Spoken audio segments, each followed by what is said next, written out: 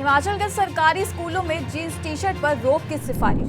Supreme court का झटका, 7,000 सेवानिवृत्त कर्मियों की याचिका खारिज। साइबर अपराधियों की नजर हिमाचल पर हर 5 मिनट में आ रही एक गुट। नेगी ने राज्यपाल से 6वीं बार उठाई जनजातीय क्षेत्रों के हितों की बात। आईटीआई नालागढ़ की महिला ट्रेनर ने प्रधानाचार्य पर यौन उत्पीड़न के आरोप लगाए। नमस्कार, स्वागत है आपका पंजाब KC.com पर। मैं हूं आपके साथ तमन्ना चौधरी। चलिए नजर डालते हैं बुलेटिन पर। हिमाचल प्रदेश शिक्षा विभाग ने शिक्षकों के स्वैच्छिक ड्रेस कोड संबंधी परामर्श जारी किया है, जिसका उद्देश्य शैक्षणिक संस्थानों की मर्यादा बनाए रखना और छात्रों के लिए एक अनुकरणीय उदाहरण प्रस्तुत करना है। शिक्षा सचिव राकेश कंवर द्वारा जारी पत्र में कहा गया कि कई शिक्षकों ने पहले ही गरिमापूर्ण और एक समान पोशाक अपनाकर सकारात्मक पहल की है। पुरुष शिक्षकों के लिए हल्के रंग की औपचारिक शर्ट और पतलून, जबकि महिला शिक्षकों के लिए सलवार कमीज, साड़ी या औपचारिक पश्चिमी पोशाक का सुझाव दिया गया है। चटक रंग, जीन्स, टी शर्ट और भारी गहनों से बचने की सलाह दी गई। ब्लेजर, पेशेवर जूते और सौंदर्य मानकों को भी प्रोत्साहित किया गया है। यह परामर्श बाध्यकारी नहीं है और स्कूलों को स्थानीय आवश्यकताओं के अनुसार इसे अपनाने की छूट दी गई है। यह पहल शिक्षकों को रोल मॉडल के रूप में प्रस्तुत करने की दिशा में एक सराहनीय कदम है।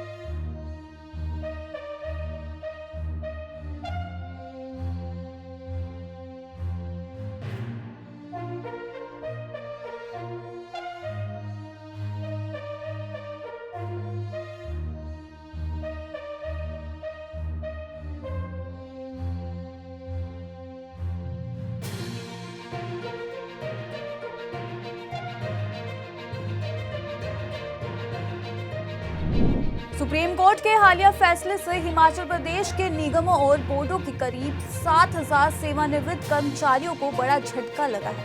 अदालत की 3 सदस्यीय पीठ ने एक याचिका को खारिज कर दिया। इसमें 1999 में शुरू हुई पेंशन योजना के तहत लाभ देने की मांग की गई थी। सरकार ने इस योजना को 2004 में वित्तीय तंगी के कारण बंद कर दिया था। याचिकाकर्ताओं ने इस निर्णय को चुनौती दी, लेकिन सुप्रीम कोर्ट ने स्पष्ट किया कि राज्य सरकार पेंशन योजना को निरस्त करने के लिए सक्षम है। अदालत ने यह भी कहा कि अनुच्छेद 136 के तहत दिए गए निर्णयों को अनुच्छेद 32 के अंतर्गत चुनौती नहीं दी जा सकती। हिमाचल स्टेट फॉरेस्ट और अन्य उपक्रमों के कर्मियों द्वारा दायर याचिका को खारिज करते हुए अदालत ने याचिका को गलत बताया। पेंशनर यूनियन अब इस फैसले पर कानूनी सलाह लेकर आगे की रणनीति तय करेगी।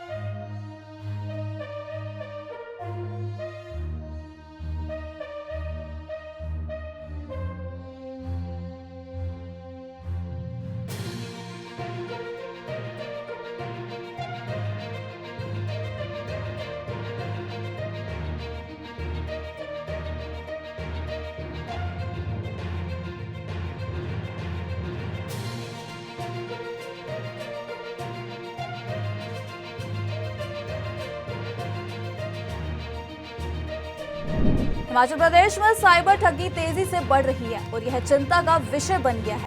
हर दिन राज्य में औसतन 31 लाख रुपए की साइबर ठगी हो रही है। पिछले 1 साल में ठगों ने हिमाचल के लोगों से करीब 114 करोड़ रुपए लूटे हैं। देश भर में यह आंकड़ा 22,851 करोड़ तक पहुंच गया है। साइबर अपराधी हर तीसरे व्यक्ति को निशाना बना रहे हैं, जिनमें महिलाएं, बुजुर्ग, उद्यमी और ऑफिसर भी शामिल हैं।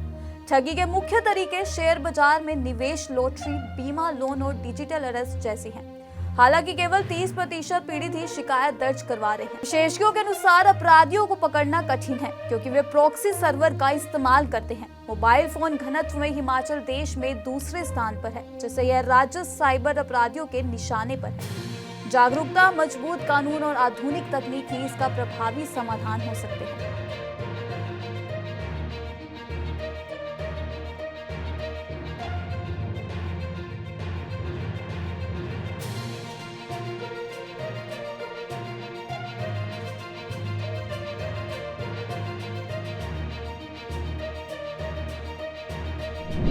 राज्य मंत्री जगत सिंह नेगी ने चेताया है कि अगर किन्नौर और लाहौल स्पीति में नोतोड़ की जमीनें नहीं दी गई तो अरुणाचल और लद्दाख की तरह चीन अतिक्रमण कर सकता है।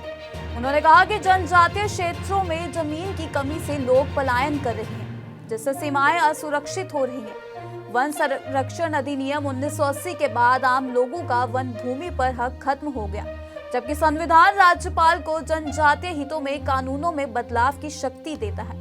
कांग्रेस सरकार ने 2023 में फिर राज्यपाल को प्रस्ताव भेजा था, लेकिन निर्णय लंबित हुआ। नेगी ने कहा कि यह छठी बार है जब वह इस मुद्दे पर राज्यपाल से मिल रहे हैं ताकि जनजातीय लोगों को राहत मिल सके।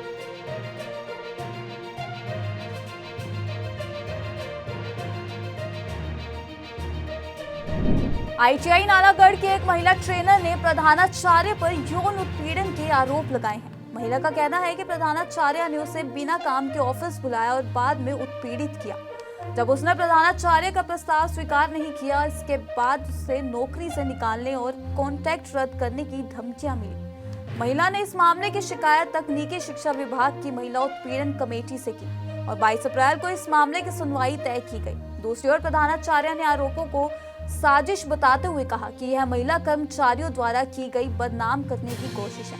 उन्होंने कहा कि महिला के खिलाफ अनुशासनात्मक कार्रवाई की प्रक्रिया चल रही थी और कुछ दस्तावेजों में टेम्परिंग की गई थी, जिसका सीसीटीवी फुटेज उनके पास है। प्रधानाचार्य का दावा है कि महिला पर लगाए गए आरोप झूठे हैं और सच्चाई जल्द सामने आ जाएगी।